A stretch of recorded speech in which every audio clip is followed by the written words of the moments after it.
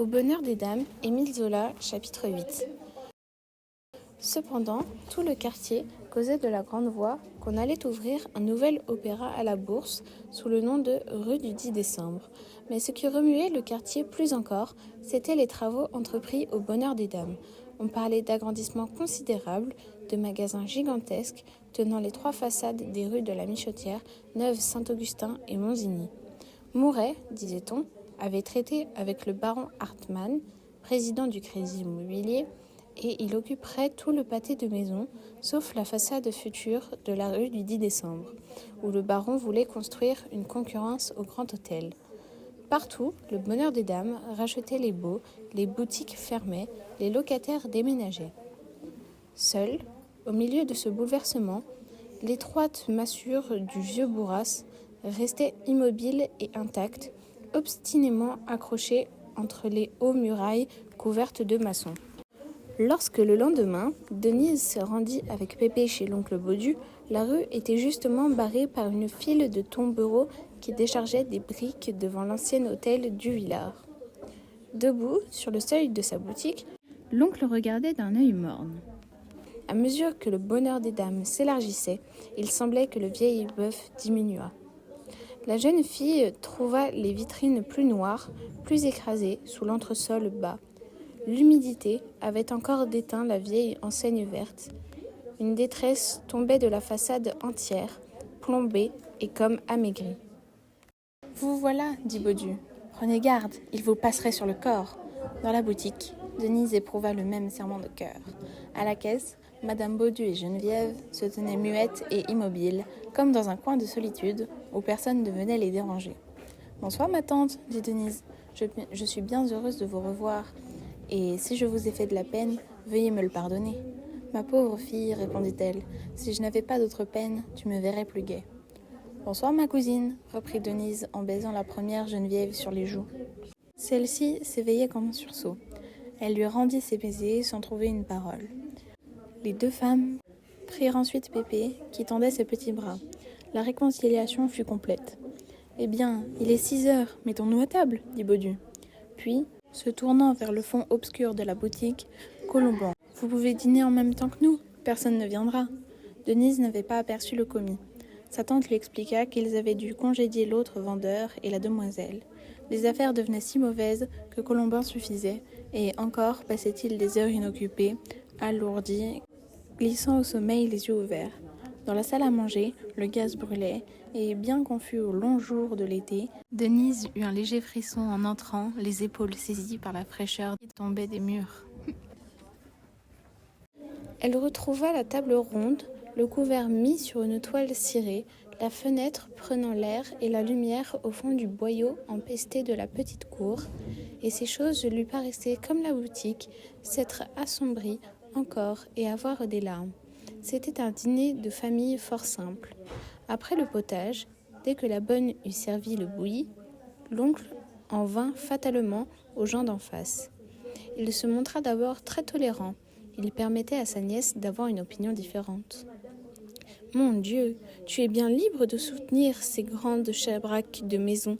Chacun son idée, ma fille, du moment que ça ne t'a pas dégoûté d'être salement flanquée à la porte. C'est que tu dois avoir des raisons solides pour les aimer, et tu n'y rentrerais, vois-tu, que je ne t'en voudrais pas du tout. N'est-ce pas ? Personne ici ne lui en voudrait. »« Oh non, murmura Madame Baudu. Denise, posément, dit ses raisons comme elle les disait chez Robineau. L'évolution logique du commerce, les nécessités des temps modernes, la grandeur de ces nouvelles créations. Enfin, le bien-être croissant du public. Baudu, les yeux arrondis, la bouche épaisse, l'écoutait avec une visible tension d'intelligence. Puis, quand elle eut terminé, il secoua la tête.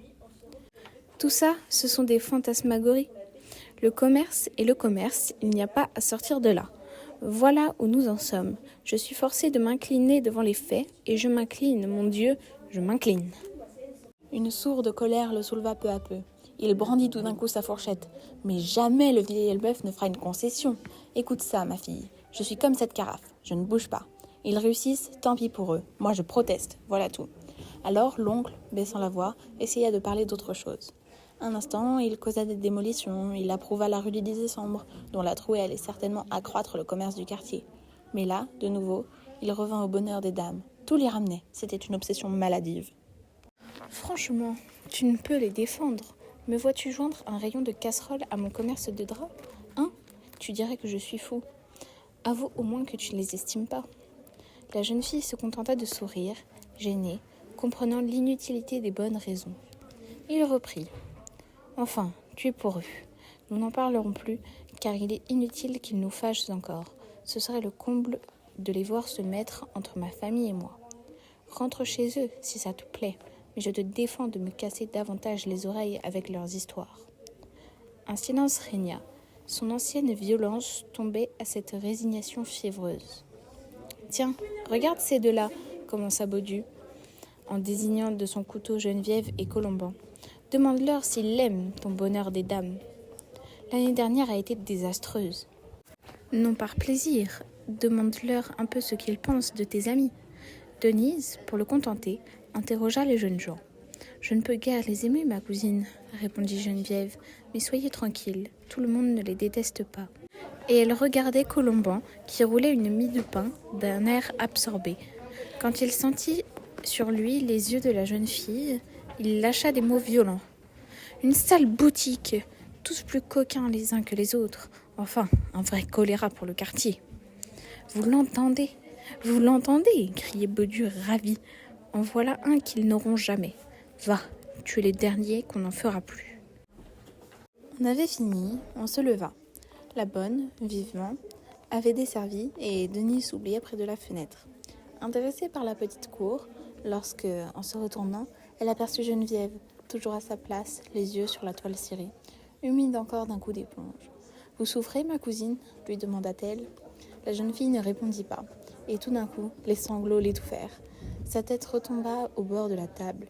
Elle pleurait, elle trempait sa manche de larmes. « Mon Dieu, qu'avez-vous » s'écria Denise, bouleversée. « Voulez-vous que j'appelle ?»« Non, non, restez. Oh, que ma maman ne sache pas. Avec vous, ça m'est égal, mais pas les autres, pas les autres. C'est malgré moi, je vous jure. En me voyant toute seule. Attendez, je vais mieux, je ne pleure plus. » Des crises la reprenaient, secouaient son corps frêle de grands frissons. Elle restait brisée sur sa chaise. Elle regardait fixement sa cousine, et au bout d'un silence, elle demanda « Dites-moi la vérité, il m'aime ?» Denise sentit une rougeur qui lui montait aux joues. Elle avait parfaitement compris qu'il s'agissait de Colomban et de Clara, mais elle affecta la surprise. « Qui donc, ma chère ?» Geneviève hocha la tête d'un air incrédule. « Ne mentez pas, je vous en prie. Rendez-moi le service de me donner enfin une certitude. Vous devez savoir, je le sens. Oui, vous avez été la camarade de cette femme, et j'ai vu Colomban vous poursuivre pour vous parler à voix basse. Il vous chargeait de commission pour elle, n'est-ce pas ? Oh, de grâce, dites-moi la vérité, je vous jure que ça me fera du bien. » Jamais Denise n'avait éprouvé un embarras pareil. Elle baissait les yeux devant cette enfant, toujours muette, qui devinait tout. Alors, Geneviève fit un geste désespéré. « C'est bon, vous ne voulez rien dire. D'ailleurs, ça m'est égal, je les ai vus. » Lui sort continuellement sur le trottoir pour la regarder. Elle, en haut, rit comme une malheureuse. Bien sûr qu'il se retrouve dehors.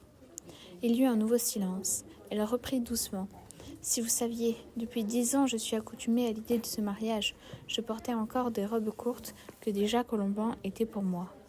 Alors, je ne me souviens plus comment les choses ont tourné. De vivre toujours ensemble, de rester ici enfermés l'un contre l'autre sans qu'il y eût jamais une distraction entre nous. J'ai dû finir par le croire mon mari avant le temps. J'ignorais si je l'aimais, j'étais sa femme, voilà tout. Et aujourd'hui, il veut s'en aller avec une autre. Oh mon Dieu, mon cœur se fend. Voyez-vous, c'est une souffrance que je ne connaissais pas. Ça me prend la poitrine et dans la tête, puis ça va partout. Ça me tue. » Alors, cédant à une poussée de son cœur, Denise s'agenouilla, entoura Geneviève de ses bras fraternels. Elle la baisait, elle lui jurait que tout irait bien, qu'elle épouserait Colomban, qu'elle guérirait et serait heureuse.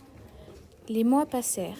Denise entrait presque tous les jours égayer un instant Geneviève, mais la tristesse augmentait chez les Baudu. Les travaux d'en face étaient un continuel tourment qui arrivait à leur malchance. Du reste, la situation allait empirer encore. En septembre, L'architecte, craignant de ne pas être prêt, se décida à faire travailler la nuit. De puissantes lampes électriques furent établies et le branle ne cessa plus.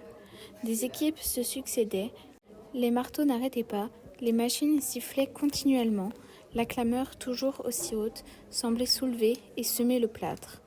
Alors les Baudus, exaspérés, durent même renoncer à fermer les yeux. Les bruits se changeaient en cauchemars dès que la fatigue les engourdissait.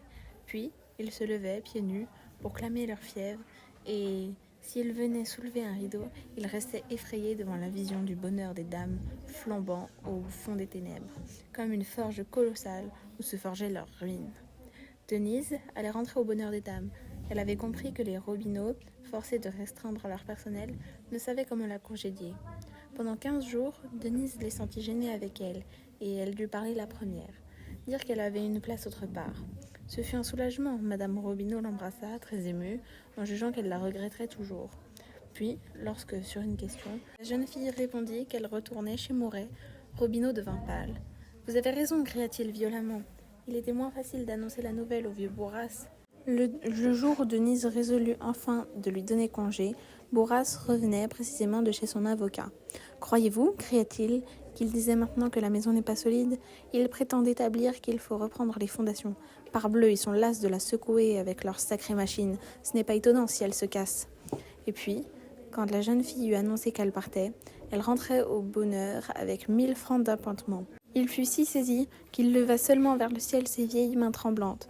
L'émotion l'avait fait tomber sur une chaise. « Vous, balbutia-t-il. Enfin, il n'y a que moi, il ne reste plus que moi. » Au bout d'un silence, il demanda « Et le petit ?»« Il retournera chez Madame Gras, » répondit Denise. Elle l'aimait beaucoup. De nouveau, ils se turent. 1000 francs, ça ne se refuse pas. Vous irez tous. Partez donc, laissez-moi seul. Oui, seul. Entendez-vous? Il y en aura un qui ne pliera jamais la tête.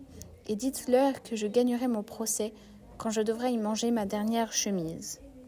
Denise ne devait quitter Robineau qu'à la fin du mois. Elle avait revu Mouret. Tout se trouvait réglé. Un soir, elle allait remonter chez elle, lorsque Deloche, qui la guettait sous une porte clochère, l'arrêta au passage. Il était bien heureux. Il venait d'apprendre la grande nouvelle. Tout le magasin en causait, disait-il. Et il lui conta gaiement les commérages des comptoirs. Vous savez, ces dames des confessions font une figure. Puis, s'interrompant, à propos, vous vous souvenez de Clara Prunière? Eh bien, il paraît que son patron l'aurait... Vous comprenez? Il était devenu tout rouge.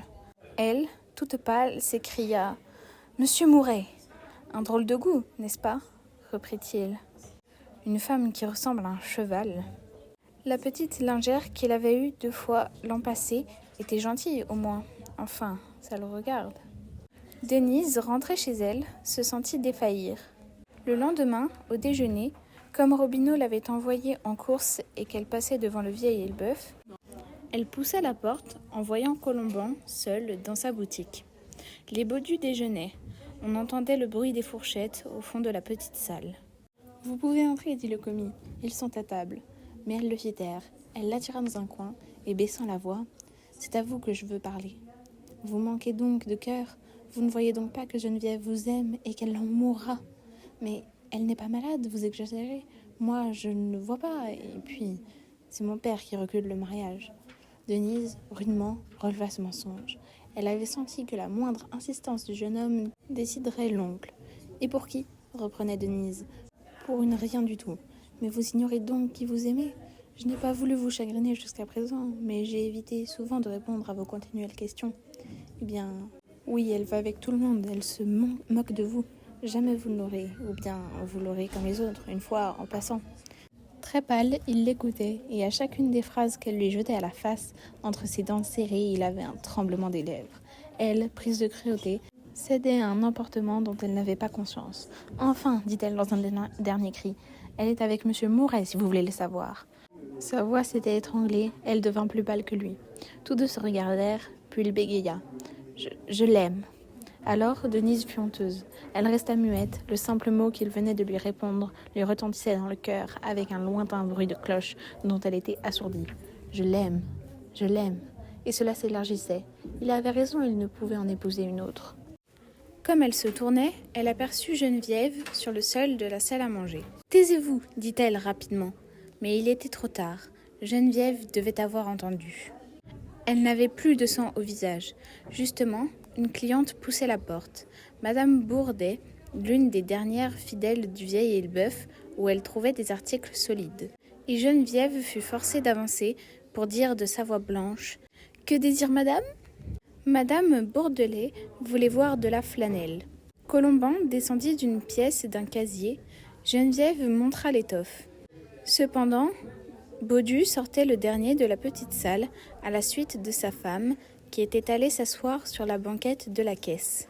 Mais il ne se mêla pas d'abord de la vente. Il avait souri à Denise et se tenait debout en regardant madame Bourdelais. « Elle n'est pas assez belle, disait celle-ci. Montrez-moi ce que vous avez de plus fort. » Colomban descendit d'une autre pièce. Il y eut un silence. Madame Bourdelais examinait l'étoffe. « Et combien ?»« 6 francs, madame, répondit Geneviève. La cliente fit un brusque mouvement. « 6 francs, mais ils ont la même en face, à 5 francs. » Une contraction légère passa sur le visage de Baudu. Il ne put s'empêcher d'intervenir très poliment. Madame se trompait sans doute. Cet article-là aurait dû être vendu 6 francs 50. Il était impossible qu'on le donnât à 5 francs.